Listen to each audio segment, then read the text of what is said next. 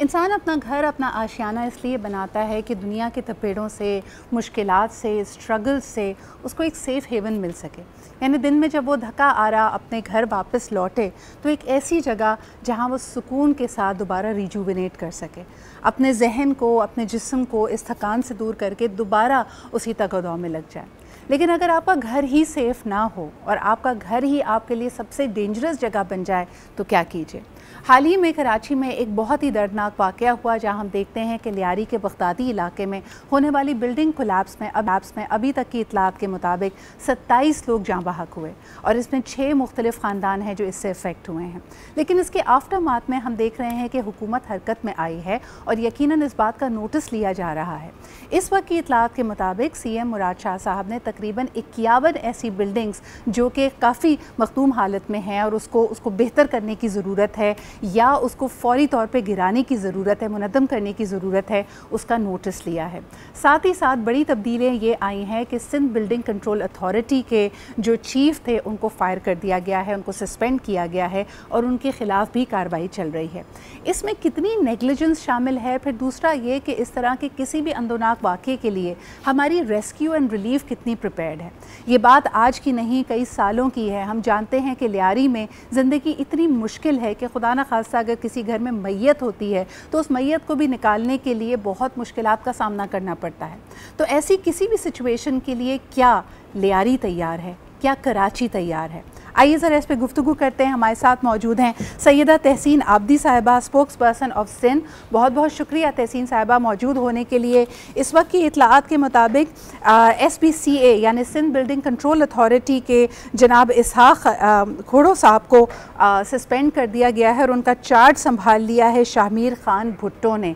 ये जो तब्दीलियाँ आई हैं इसका क्या रद्द अमल है डिपार्टमेंट में और इस वक्त सिंध हुकूमत क्या सोच रही है? Bismillahirrahmanirrahim and very good morning. Sidran, thank you so much for having me. बहुत अफसोसनाक वाक़या हुआ है, पूरा शहर, पूरा मुल्क इस पे बहुत ज़्यादा गमगीन है। कल जो हैपनिंग्स हुई हैं, जो अपडेट है कल की, जी, DG रेंजर को भी हटाया गया है और जो इस एरिया के पहले जो अमला था SBCA का, उसको तो उसी दिन जो है हमारे जो लोकल गवर्नमेंट मिनिस्टर हैं सैयद अली साहब, उन्होंने उसी दिन मुअत्तल कर दिया था।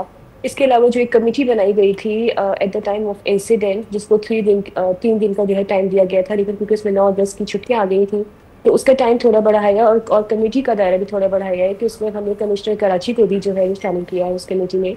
उसमें तमाम चीज़ों की जो है वो फाइनेंस ली जाएंगी। जैसे अगर पूरे ओवरऑल सिंध की बात करें तो 740 बिल्डिंग हैं जो काफ़ी कमज़ोर बिल्डिंग्स हैं, और अगर सिर्फ कराची की बात करें तो 588 बिल्डिंग्स हैं, जिसमें 51 ऐसी हैं कि अल्लाह न करे कि अगर उसको इवैक्यूएशन नहीं हुई उसकी तो किसी वक्त भी कोई हादसा हो सकता है।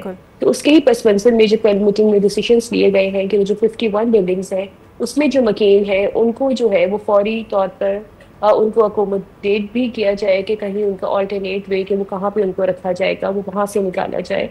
और जो ये हादसा हुआ है इसकी भी अगर मैं थोड़ा सा इस पर बात करना चाहूँगी, इसलिए थोड़ा सा बैकग्राउंड पे कि 2022 में भी यहाँ के जो मकीन थे उनको नोटिफिकेशन दिए गए थे इस बिल्डिंग के बारे में कि आप खाली कर दें कि अल्लाह न करे कोई हादसा हो सकता है। तो उस वक्त भी कोई उन नहीं लिया इस बात को। फिर इसके बाद अभी लास्ट ईयर 2024 में भी उनको 2 नोटिफिकेशन दिए गए। उस पर भी जो है मुस्लिमों की तरफ से बहुत ज़्यादा शदीद जो है रेजिस्टेंस। जी तहसीन साहबा, आपकी कतई कलामी की माफ़ी चाहूँगी, लेकिन मुझे बताइए कि एडमिन का काम क्या सिर्फ और सिर्फ वार्न कर देने से या इस तरह का नोटिफिकेशन सर्व करने पे ख़त्म हो जाता है? आपकी बात दुरुस्त है, लेकिन हुकूमत अगर चाहे तो अपनी इस तरह की नोटिफिकेशन को मनवा भी सकती है। मकीनों की अक्सर इसके ऊपर जो रद्द अमल होता है कि उनकी कुल कायनात, पूरी ज़िंदगी वो घर है, वो आशियाना है, उनको अल्टरनेटिव प्रोवाइड करना क्या हुकूमत का काम नहीं है?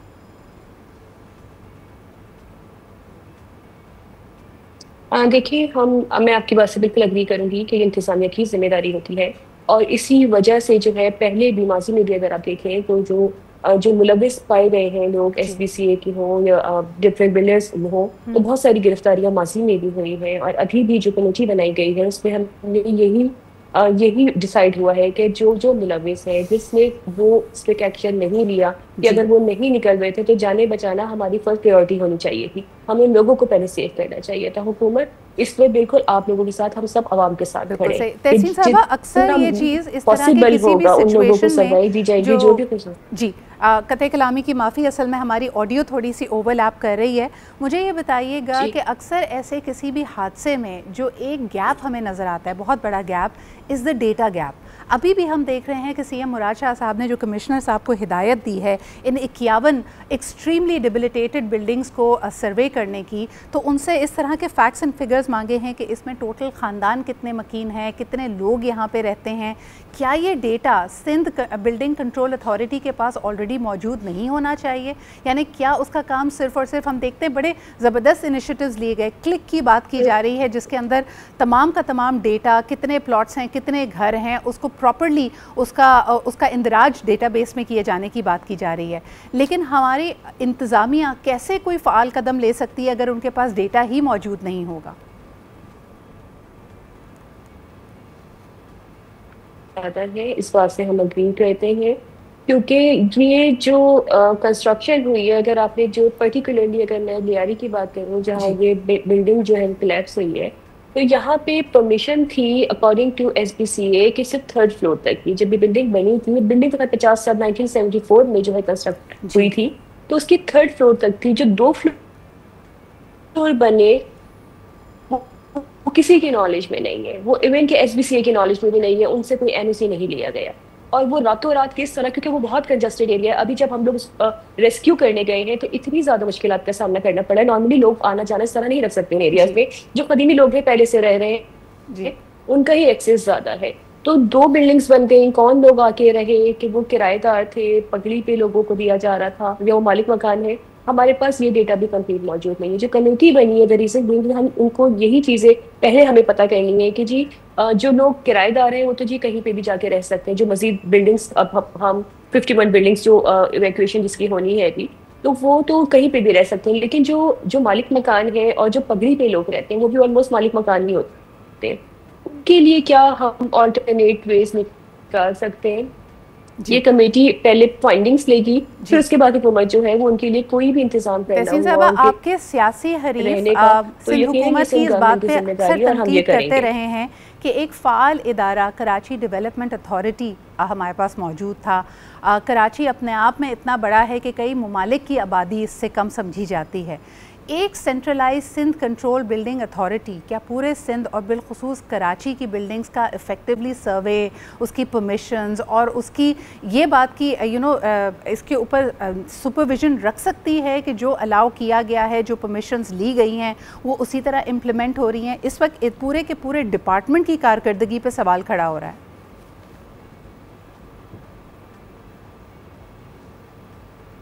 देखिए सिद्रा, अगर कराची से सेल किया गया है तो ऐसा नहीं है कि कराची अफसर है काम के कर रहा है, वो सखन के फैसले कर रहा है, ऐसा बिल्कुल। वो अपने सिटी के, अपने डिस्ट्रिक्ट, ये बड़ा मिस जो है परसेप्शन ये फैलाए जाते हैं हमारे ओपोजिशन की तरफ से। तो अगर कोई सामने होते तो मैं यकीनन जवाब देती कि भाई आपके दौर में भी, अगर आप पिछले टेन्योर देखें 35 ईयर से, जिस तरह एसबीसीए को जाली भर्तियों की वजह से, वो एक अलग टॉपिक चला जाएगा, जिस तरह तबाह किया गया है।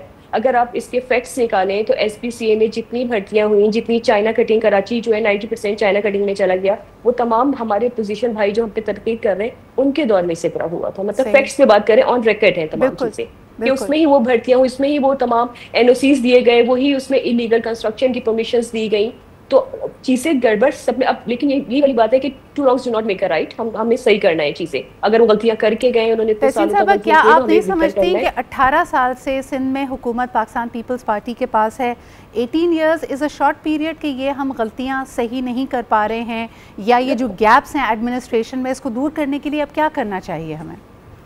देखिए, हम अपनी जिम्मेदारी, मैंने तो आपसे एक दफा भी नहीं कहा कि मैं आपसे डिसएग्री कर रही हूँ। जी हम खड़े हैं आपके साथ, हम आवाम के साथ खड़े हैं। जहाँ कोताहियां, हम सस्पेंड भी कर रहे हैं लोगों को, हम उनके खिलाफ एफआईआर्स भी करेंगे। हम जी तमाम लोग जो भी इन्वॉल्व है हम उन तमाम लोगों के खिलाफ कार्रवाई करेंगे। इवन कि अगर वो कोई हुकूमती नुमाइंदगी है, अगर कोई हमारे हमारे कुलीग भी है, तो हम उसके खिलाफ भी कार्रवाई करेंगे। ये तो बड़ा क्लियर स्टांस है हमारा कि सही। हमें किसी को भी, कोई नो, वो जीरो टॉलरेंस पॉलिसी है, इस पे हम नहीं करेंगे। लेकिन अगेन मैं थोड़ा सा अपने लोगों को भी सिद्रा, मैं चाहूंगी आपके तवज्जो से, कि जब ऐसे अपने पूरी जिंदगी की उनकी कमाई होती है, वो इन्वेस्ट करते हैं, तो एटलीस्ट आप थोड़ा सा इन्वेस्टिगेशन करके करें लेकिन कि लेकिन जो तहसीन बिल्डिंग, साहबा, जो आप प्लॉट आप बिल्कुल लेने जा रहे दुरुस्त हैं। फरमा रही हैं। अब मैं दूसरे एक बड़े मुद्दे की तरफ आना चाहूँगी, which is the housing problem. पूरी दुनिया में इसको डील करने का एक ख़ास अंदाज़ होता है। अक्सर मुख्तलिफ़ औकात पे, चाहे वो सेंसस की बात हो या शहर के रिसोर्स की बात हो, बिजली, गैस, पानी, कोई भी जब मुद्दा उठाया जाता है, ये शहर एक बेहंगम अंदाज में बढ़ रहा है। यानी यकीनन पाकिस्तान की कॉन्स्टिट्यूशन इस बात का इदराक करती है कि पाकिस्तान में बसने वाला कोई भी शख्स बिला रोक टोक कराची आ सकता है। और इस वक्त भी सबसे मज़ेदार बात, मैंने कल ही FBR का जो हदफ पाने का एक रिपोर्ट हमने कवर की, उसमें 28% 28 से 30% पूरे पाकिस्तान का टैक्स और सिंध रेवेन्यू बोर्ड का टैक्स कराची शहर से आता है। तो फिर why is it that this money is not effectively invested in housing?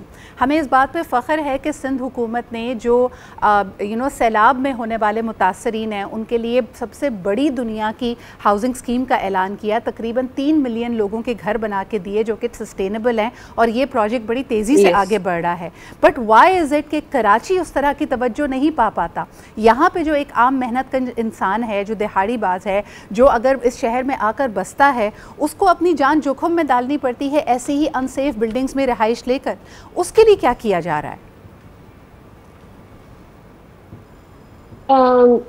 मुझे थोड़ा सा टाइम दीजिएगा सिद्रा प्लीज, मैं जी इस पे थोड़ा बात करना चाहूंगी। जी देखिए, बिल्कुल। चैलेंजेस बहुत हैं, ये हम सब जानते हैं। जब कराची शहर बना था, तो इसका पूरा प्लान बना था, वो 80 लाख लोगों की आबादी के लिए बना। जी आज आबादी 3.5 करोड़ से ज्यादा हो चुकी है, तो यकीनन चैलेंजेस है। आप पूरे पाकिस्तान से देख लें कि आपको शायद कोयटा से ज्यादा बलोच कराची में मिलेगा। आपको गिलगित बिल्तिस्तानी, हर हर हर जात के लोग आपको कराची में, पूरी पूरी उनकी आबादियां बनी हुई हैं। आपने जी देखा होगा हजारा गोट बना हुआ है, इस तरह की बहुत सारी आबादियां बनी हैं। जी तो बिल्कुल। पूरे पाकिस्तान का जो जो आबादी का एक फ्लो है, वो सब कराची में आ रहा है। तो यकीनन ये किसी भी मुल्क में, ये सिर्फ कराची की बात नहीं, आप दुनिया में कहीं भी चले जाएं। मैं भी न्यूयॉर्क होके आई हूँ, वो भी एक मेट्रोपॉलिटन सिटी है, तो वहां पे बिल्कुल। इतने ज्यादा मसाइल हैं। मतलब आप नहीं कह सकते कि जी वो सुपर पावर है तो वहाँ मसाइल नहीं है। यकीनन चैलेंजेस बहुत ज्यादा होते हैं, यकीनन। यकीनन हमारी जिम्मेदारी है। जी लेकिन हमें लगता है कि थोड़ा सा लोगों को, आपको सबको भी अंडरस्टैंड करना चाहिए कि यहाँ पे अगर आप देखिए, रेवेन्यू की आपने बात की कि कराची कितने परसेंट रेवेन्यू जनरेट करके देता है हमारे नेशनल इकोनॉमी में, उसका पे बैक कितना मिलता है? कभी आप उसके फिगर्स निकाल के देखें, हमें 5% पे बैक भी नहीं मिल रहा है। वही पे बैक मिलेगा ना जो हम टैक्स कलेक्ट करते हैं, जो रेवेन्यू में जाता है, फिर उसका NFC के थ्रू हमें पे बैक तहसीन मिलना साहबा, चाहिए। लेकिन इसी NFC की तरह रकम हमें अगर पूरी हमें नहीं मिलती, numbers it's of really proportions long. की बात करूं, तो 30% revenue Sindh board of revenue को भी कराची से मिलता है। हम पहले उससे शुरुआत कर लेते हैं कि उसमें से कितना इन्वेस्ट होता है कराची में। देखिए, कराची में मैं अगेन कहूंगी कि आबादी बहुत स्पीड पे बढ़ रही है, पूरे मुल्क से लोग आ रहे हैं, चैलेंजेस हैं। ठीक है, हमारी कोताहियां होंगी, हम इसको एक्सेप्ट कर रहे हैं, लेकिन हम बेहतरी लाने की कोशिश कर रहे हैं। अगर आप देखें कराची में जो जो हॉस्पिटल्स हैं, आपको बताएं, इंटरनेशनली लोग इलाज कराने नहीं आते, पूरे पाकिस्तान से लोग सिंध में इलाज कराने आ रहे हैं। तो ये चीजें बेहतरी की तरफ जा रही है, हम बेहतरी लाने की कोशिश कर रहे हैं। जो आप कह रही हैं कि टैक्सेस कहाँ है, उन टैक्सेस से ही होते हैं कि जो रोड्स बन रहे हैं, बेहतर एजुकेशन देने की हम कोशिश कर रहे हैं, हम हेल्थ का निज़ाम बेहतर कर लेकिन जब रहे हम हैं। तो ये इसमें पे वही बैक तमाम की पैसा बात होता है जो करते हैं लोगों के तहसीन जी, टैक्सेस होते हैं, तो फिर हमें हम पूरे के पूरे सिंध के साथ क्लब कर दिया जाता है। लेकिन इस वक्त इस बात से कोई दो राय नहीं हो सकती कि पूरे कराची की इंतज़ामिया, सड़कें, जो आप एजुकेशन सिस्टम की बात करी हैं, sewage board, garbage collection, solid waste management, सबका सब मुश्किल में है। यानी this doesn't look like a robust city. दुनिया के कई सर्वेस कराची को लीस्ट लिवेबल शहर के तौर पे गर्दानते हैं, और इट्स हाई टाइम। यानी या तो इसमें पॉलिटिकल स्टेक नहीं है, आप जो बातें कर रही हैं वो ओवरऑल सिंध की अपलिफ्टमेंट के लिए बातें कर रहे हैं, लेकिन हम जो सवाल कर रहे हैं वो कराची शहर के हवाले से। कराची को तो कोई इस तरह के तरक्याती प्रोजेक्ट्स और चीज़ें नहीं मिल रही हैं। In the last 15-16 years we have gone from bad to worse, we are not improving. नहीं सिद्रा, ऐसा बिल्कुल नहीं है। कराची में इस वक्त भी अगर आप बजट देखें तो 650 अरब रुपए करा तरक्याती फंड्स में रखे गए करेंगे। आपको पूरे पाकिस्तान में तरक्याती बजट में इतनी बड़ी अमाउंट किसी सूबे में नहीं मिलेगी जितनी कि कराची के लिए रखी गई है सिंध गवर्नमेंट के बजट में। इसी तरह मुख्तलिफ चीजें, रोड्स बन रहे हैं, यहाँ पे फ्लाईओवर्स बन रहे हैं, अंडर पासिस बन रहे हैं, चीजें तो हो रही, मतलब बिल्कुल एक एक मुझे लगता है कि थोड़ा सा तासुब का कैप हटा के हमें अगर देखना चाहिए। हम मैं अगेन कहूंगी कि मुश्किलात बहुत हैं, चैलेंजेस बहुत हैं। आप कह रही हैं हमारी हुकूमत है 18 साल से, तो 35 साल से भी जो थर्ड टियर थी वो किसके पास थी? ये इंफ्रास्ट्रक्चर की जिम्मेदारी नॉर्मली जो होती है वो थर्ड टियर की होती है, which is local government. Local government अभी 2 से 2.5 साल हुए जो हमारे पास आएंगे, इससे पहले हमारे पास नहीं रही। पोजीशन एतराज मैम अनफॉर्चुनेटली उससे पहले तो फिर एक सियासी रस्साकशी थी जिसमें वो कहते थे कि नाम नेहाद लोकल बॉडी गवर्नमेंट है जिसको वसाइल नहीं दिए जाते। बट कमिंग बैक टू जो आपने कहा कि तरक्याती बजट अगर कराची के लिए रखा गया है, अगेन उसकी निटी-ग्रिटीज़ को अगर हम देखते हैं मैम, तो उसमें ज़्यादातर जो अमाउंट है जो ये तरक्याती बजट की है, या तो वो बिल्डिंग मटीरियल्स पे या लोगों की तनख्वाहों पर खर्च हो रहा है। एक्चुअल प्रोजेक्ट की जो कॉस्ट है वो आपके सामने, उसका ब्रेकअप आपने यकीनन देखा होगा। हैं कि जिसमें जो एलोकेशन हुई है 650 अरब ऑलमोस्ट, उसमें ये रोड्स हैं, फ्लाईओवर्स हैं, उसमें बिल्डिंग्स नहीं हैं, उसमें जो है ब्रिजेस हैं, उसमें जो है जो शाहराह भुट्टो जैसे बनी है, इस तरह डिफरेंट शाहराह मलिर एक्सप्रेस वे, इस तरह की डिफरेंट रोड्स हैं जो कि आपका टाइम सेविंग भी करेंगे। जैसे शाहराह भुट्टो है कि अगर आप डिफेंस से जा रहे हैं टुवर्ड्स एयरपोर्ट तो आपको घंटे से ज़्यादा लगता है, लेकिन अगर आप शाहराह भुट्टो लेते हैं तो आप 20 से 25 मिनट में आपका वो जो है ट्रेवल वो कवर कर देता है। तो इस तरह के प्रोजेक्ट्स हम लेके आए, पब्लिक प्राइवेट पार्टनरशिप के साथ मिलकर हम बहुत सारे इस तरह के इनिशिएटिव्स लिए हमने। बिल्कुल सही, बहुत बहुत शुक्रिया तहसीन जी। आपका पॉइंट ऑफ व्यू आया। यकीनन ये सवालात वो हैं जो एक कराचीआइट के जहन में आता है। आपने बिल्कुल दुरुस्त फरमाया कि कराची की आबादी बड़ी तेज़ी से बढ़ रही है और जहाँ इस तरह की बेहंगम आबादी होती है ये चैलेंजेस मज़ीद मुश्किल का रूप इख्तियार करते हैं, क्राइम बढ़ता है, हादसात बढ़ते हैं। So it's high time that we come up with a strategy to tackle all of this, और उम्मीद करते हैं कि ये लियारी की ट्रेजिडी एक वेकअप कॉल बन के हम सब के लिए आएगी।